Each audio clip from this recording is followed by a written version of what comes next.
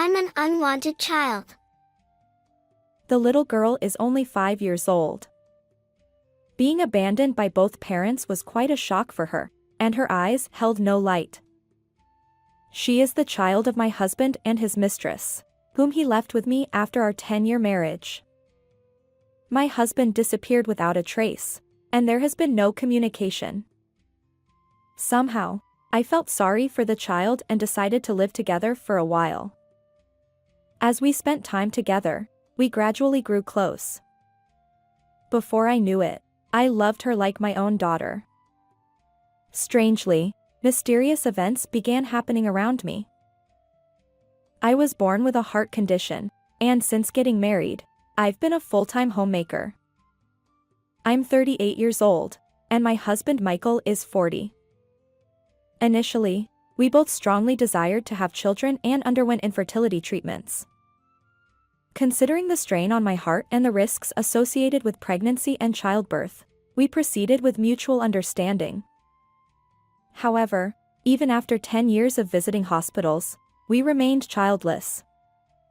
Michael suggested, "We're both getting older.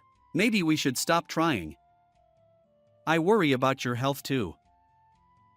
He was right.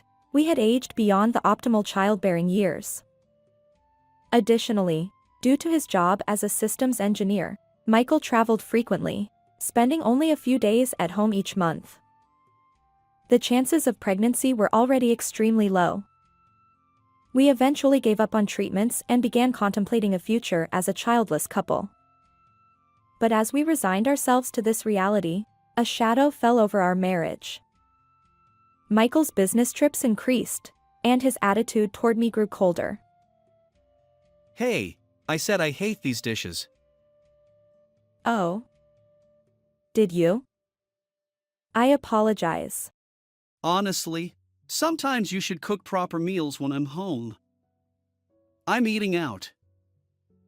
He'd toss his meal into the trash right in front of me. Initially, I thought it was just work stress, but his consistently irritable behavior wore me down. "You can't even have kids." He'd say whenever something went wrong. Perhaps he simply wanted to belittle me for any reason. He knew those words hurt me the most.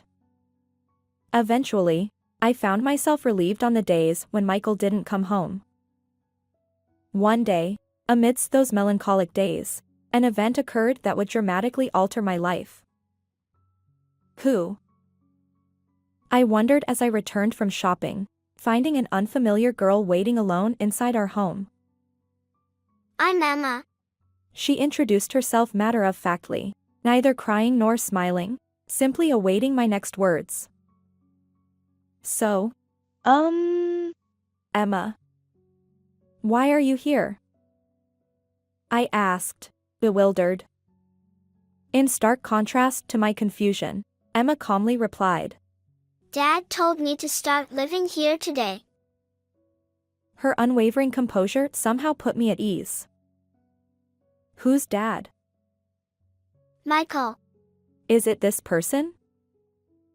Pointing to a photo of my husband and me displayed in our home, she confirmed his identity.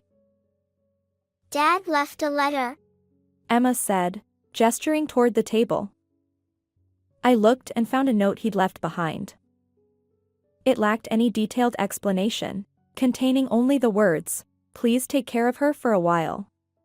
Utterly baffled, I tried contacting Michael, but he remained unreachable. Upon closer inspection, I noticed most of his belongings were gone from the house.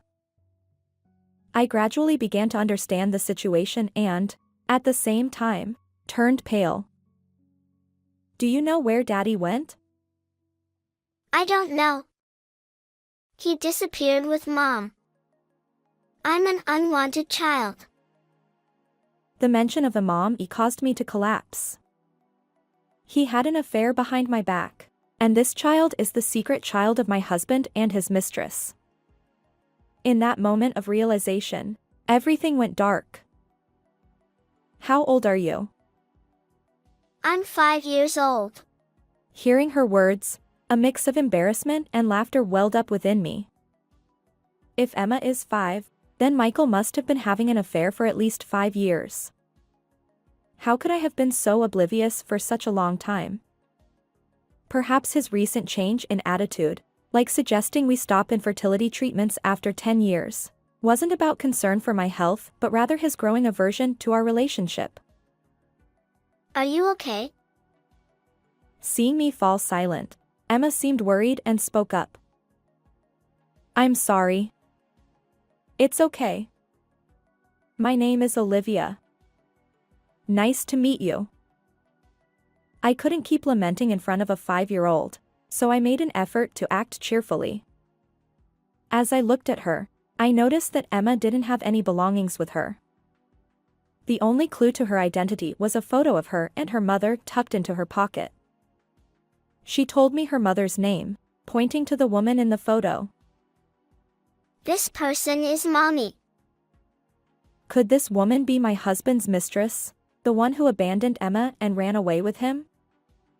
While it might be typical to consult the appropriate authorities to determine the mistress's identity and seek child protection, even knowing this, I found myself torn about whether I should abandon little Emma right in front of me. Abandoned by her biological parents and abruptly brought to a stranger's home, how would she feel if she were sent somewhere else again? Think of it as taking care of Michael's child. After much deliberation, I reluctantly convinced myself. And so began the strange coexistence of Michael's secret child. Olivia, the bath is ready. I made sure the water is warm enough. Thank you. Emma, you're amazing. You've already learned that too. Initially, she only answered when asked, but as we lived together, we gradually grew close. Emma was exceptionally bright and quickly picked up everyday tasks, even assisting me. Olivia, you should buy this. Why? Just a feeling. I think something good might happen. Living with Emma, I often received these small pieces of advice. Without any apparent reason, she would whisper suggestions like, Do it this way. or, Try that. strangely, whenever I followed her advice, things worked out well. I don't know why, but maybe she has a mysterious ability to see the future, I thought. Initially, it was out of sympathy, but after 6 months, I couldn't imagine life without her. Despite no blood connection, I had come to think of Emma as my own daughter. Just at that moment, a divorce certificate with my husband's signature arrived. When I saw it, I felt no particular emotion. I had no attachment to a man who had an affair, fathered a child, and then abandoned that child. I promptly began the necessary procedures to settle things with Michael. I don't care about the divorce, but I'll definitely claim alimony from both of you, I resolved. First, I attempted to identify the mistress's identity. Checking my husband's family register, I found Emma's name and the mistress's name listed under the acknowledgement section. Huh? What does this mean? However, I discovered an unexpected truth. Faced with Michael's selfishness and malice, I felt that ordinary retribution wouldn't suffice. I decided to thoroughly corner my husband. Olivia, you know. Just then, as if perfectly timed, Emma offered me some advice. About a month later, my husband suddenly returned home. It had been several months since we last saw each other, and he looked utterly disheveled. His complexion was pale, his beard and hair unkempt, and it seemed he hadn't changed clothes in a while. Maybe you should take a bath first? I suggested. But my husband's response was far from grateful. He shouted, Where's my daughter? Give her back. Why are you here? And why the attitude?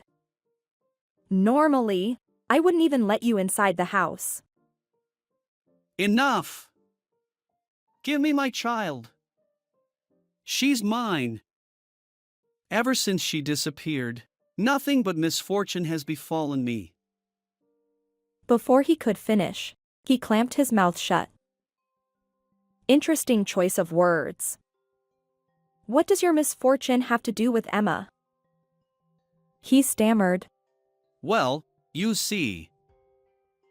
Is this misfortune related to Mom's parents' company going bankrupt, or your affair being exposed to another woman, or perhaps a personal illness? I pressed. As I confronted him, Michael's eyes widened, and he froze. You've had 3 other relationships besides me, haven't you? I know all about them, I declared. I had thoroughly investigated my husband, revealing his actions. According to the family register I checked a month ago, Emma's mother had already passed away.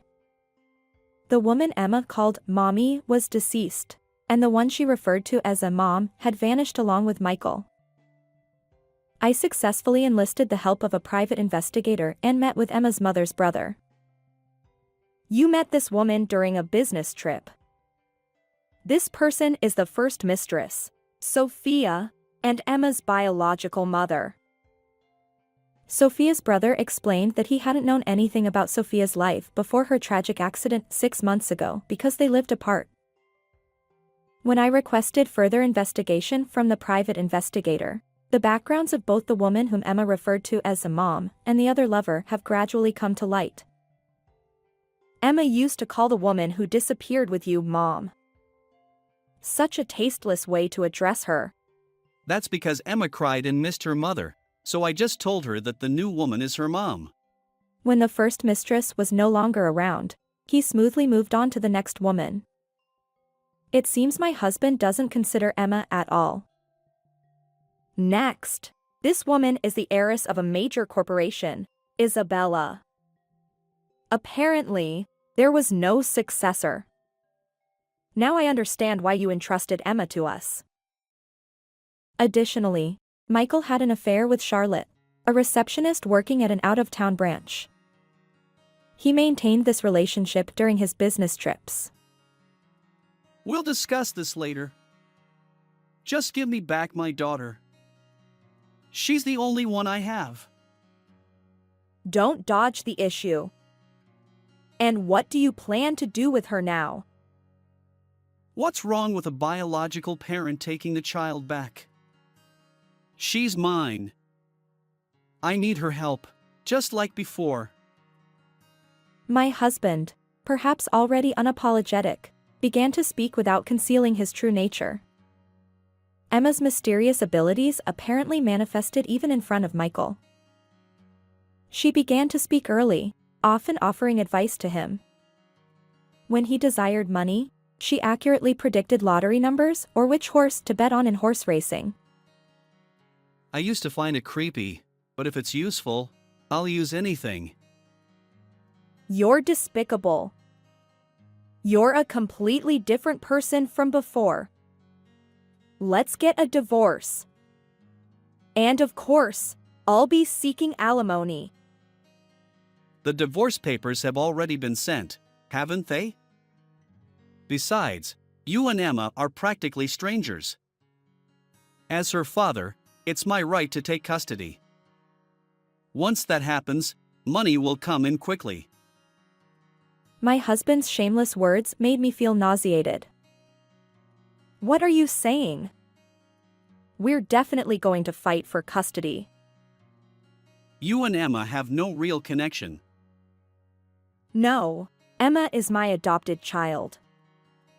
So I have the right to fight. My statement seemed to genuinely surprise Michael, and his eyes widened. Despite being the one who initiated this situation, had he truly forgotten? Weren't you the one who agreed to Emma's adoption by me? You even signed the paperwork. Since leaving Emma in my care, it appeared that Michael had been progressing with formal engagement to his second mistress, Isabella. He planned to initiate the divorce at the right moment and join Isabella's father's company. I maintained a calm facade, sending Michael the necessary documents with the phrase, "I will take care of this child. Please approve the adoption." It was Emma's advice that led me to seek revenge against Michael. Make me your daughter, Olivia. In pursuit of his marriage to Isabella, Michael readily agreed to Emma's adoption. However, shortly after Emma officially became my adopted daughter, Isabella's parents' company faced financial difficulties and went bankrupt. Realizing he couldn't secure a position at Isabella's company, Michael swiftly shifted his attention to another woman, Charlotte. Unfortunately for him, Charlotte discovered his marital status through other colleagues. Additionally, Michael's own health issues began affecting his work. Why do you know all this? As he realized I was privy to every detail, Michael trembled. It was a culmination of the private investigator's work, my personal research, and Emma's advice, all coming together to reveal the truth. Emma's mother's brother, Isabella's family, and even Charlotte's family, all of them know about this. Someone else, not just me, will come forward to sue you. There's no escaping it, I asserted, emphasizing each word. Michael's face contorted as he realized the depth of his predicament. Then, in the next moment, he broke down in tears. I didn't want to give up. Children, status, and the allure of being a man. With you alone, I couldn't achieve anything, could I? Then you should have severed ties with me. You could have played around as much as you wanted. Thinking you could get only what you wanted without losing anything is naive. Finally, he apologized.